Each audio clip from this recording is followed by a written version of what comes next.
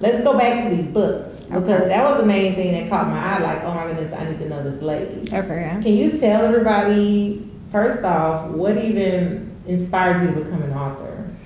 I feel like I always used to write like little short stories and stuff back in the day. But actually, speaking about travel, our first book, Hues of Africa, was during the pandemic. And I literally you remember during the pandemic, we had to stand outside and wait. Only a certain amount of people can go in. You remember that? Mm-hmm. So we were standing at Walmart, and I was like, Mom, I'm going to write this book. And she just looked at me like, oh, okay. I don't know if she believed me or not, but here we are almost a couple years later. And so I dedicated this one to my grandmother because she's no longer with us anymore, but she would get these word search puzzle books in the mail. I don't know who this company was and how she got them, but that was what she did. And then I always just like to color. And again, I say my background is in social work. It's very therapeutic, and there are statistics about it, about coloring. And so I said, why not combine the two? Because I didn't want to do a novel, but I thought it was a great way to learn about Africa, because there are negative connotations about Africa. And so I wanted to change that through those pictures that we have in there.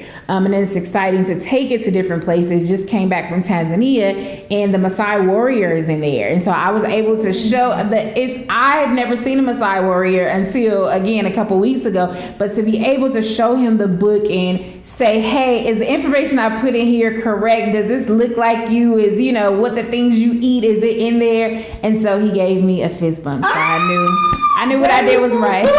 Oh, yeah. So it's actually fun to do the research and put the paper to the face when I go to these places, because although I've been to a couple countries in Africa, I have not been to all 54. And so that's the inspiration behind that one. And then I said, okay, Hues of Africa is doing good. Now I want to write something else, take it more niche and take it more home. And so then that's how we came up with Hues of HBCUs. So again, because I attended Howard and because I'm a Zeta, that was kind of the inspiration behind the book. So in this book, you have about all the colleges are listed. There's 107. If you didn't know that, you learned something new today. But then 60 of them actually have their own page. So you have coloring on one side, activity on the other side, and then you have the Divine Nine, and then you have the HBCU experience. The reason why I wanted to make it well-rounded, I wanted all of us to know what goes on at the HBCU campus. So homecoming, scholarships, CAF, you remember, Fried Chicken Wednesday, So I wanted them to know about all of these things, and that's the reason why the book is a little thick. So, I had to ask, is the Southern University A&M College in this book? It is in there, of course. Yeah. When I asked her, I was like, hold on, let me see this page. I saw the drum major and the dancing dolls. Shout out to the Forever Dolls. I'm an honorary Forever doll, but that's a different story for a different day. But I'm just so excited because that is so a part of our culture. This is our culture we might have been taken from, but then this is our culture that we can live and breathe right now. And I just feel like kids of today, if you don't know, learn. And these are the type of outlets that allow them to learn in a safe space. Absolutely. And it's not like you have to be ashamed of, what you look like and your color, your race, or your background. Because you could be all kind of blacks. There's some Afro-Latinas, there's, Trinidadians, all sorts of people of color, just any kind of melanin that they should know, that's home for them. Go to Wakanda, go to that black college that was made for you by people that look like you. And even if they weren't, and they were used with money from people that don't look like you, it doesn't matter. It's for us. And at the end of the day, go ahead and use it, because you'll never get another chance in life to experience it unless you go back to the motherland and decide to live there. But that's a whole nother experience. But I like what you said. I think that's important to know on an HBCU campus. You are going to get a mixture of people. And I think it's important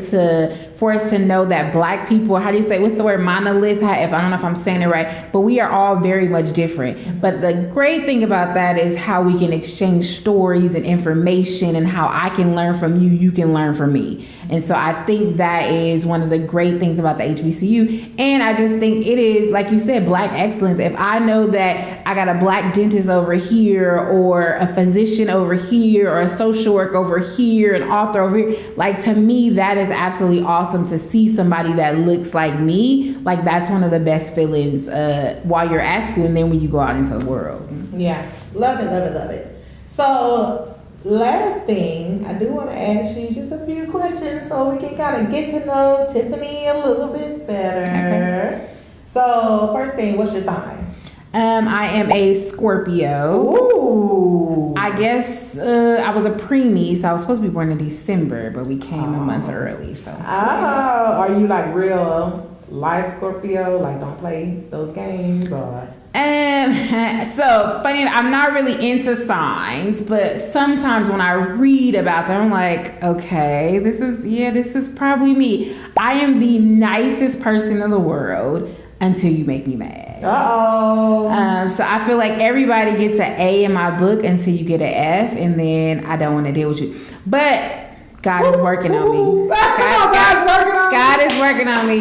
Lord, help me to forgive. Okay, honestly, forgiveness has been on my brain lately, so He's still working on me.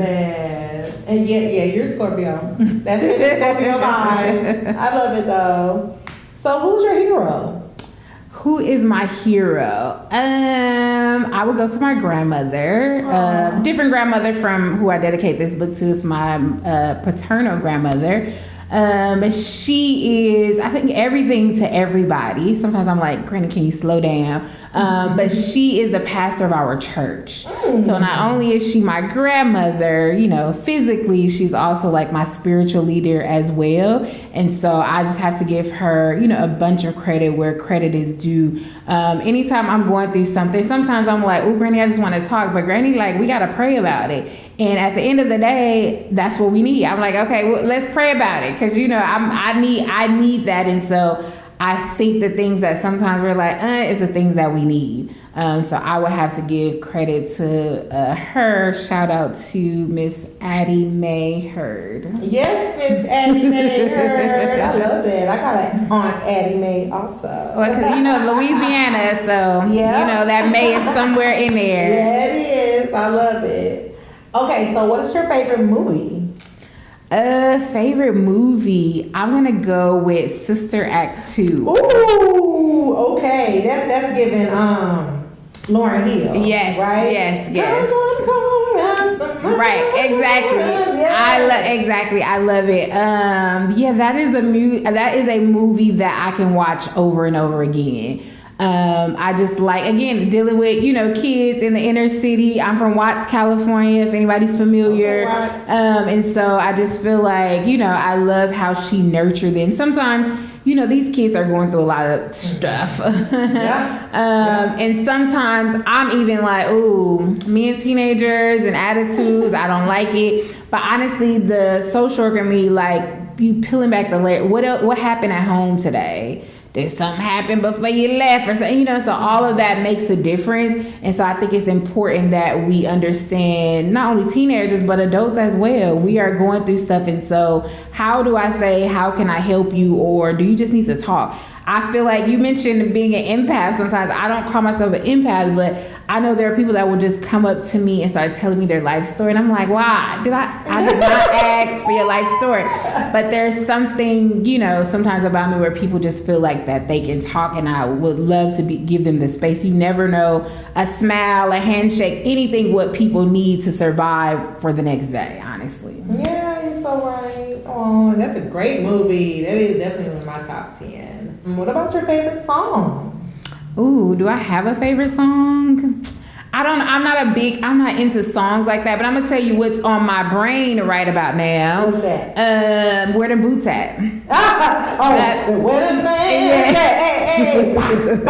I gotta get you a fan. I need one, because I ain't got one. Because the way that them fans be clacking. Yeah.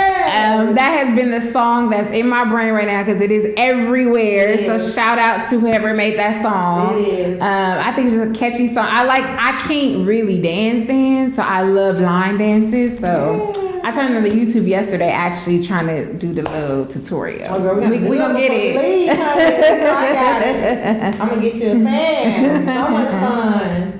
I think that's all my questions for you today, and I'm so excited that we've had this conversation. I got to know you a little bit better, and that you're in my world, because I feel like I've been so blessed to have nothing but amazing people in my world, And like I said, you stuck with me the moment I mentioned it, like, you just kept coming every time I was like conjuring you, and I'm like, oh my goodness, I'm so glad, because if anything, I want to make sure, especially the young ones in my life. I know my goddaughter just started at Southern, but her little sister just turned 3, and I would love for her to have this book. So can you tell people where they can find the books at? Yes, so I was telling you earlier that I dedicated this to my 3-year-old niece who's now 4. And the reason why I dedicated it to her, because I didn't know about HBCUs at a young age. My family, they didn't go to college. So, and then we're all in California. So that just wasn't something that was talked about. So I was saying earlier that she knows how to say HBCU better than some adults. And so we're teaching her now. So a lot of people are like, what age can I give this to somebody? I was like, listen, my book is different in the fact that from 5 years old on to 7 years old, which is true with this book, can learn from the book. Because I only went to Howard. I had so much fun learning about the other colleges, what majors they offer, what do they do, looking at their campus, and even the illustrations in here. I literally will go on Instagram. What does a student look like? What does the campus look like? And so that's why it's very important for the young ones to know about it as well as the older ones. Mm-hmm. So you asked me a question that we got off a little topic, but you can find it on Amazon, Hues of HBCUs or Hues of Africa. Or you can get them directly from me. I always carry them with me in my car. Or you can get them on our website. So you can get them anywhere. Perfect. And what's your social media? So again, that YouTube channel is Where in the Herd is Tiffany. Instagram is Sweet Tiffies. There's another Instagram page called Hues of Africa.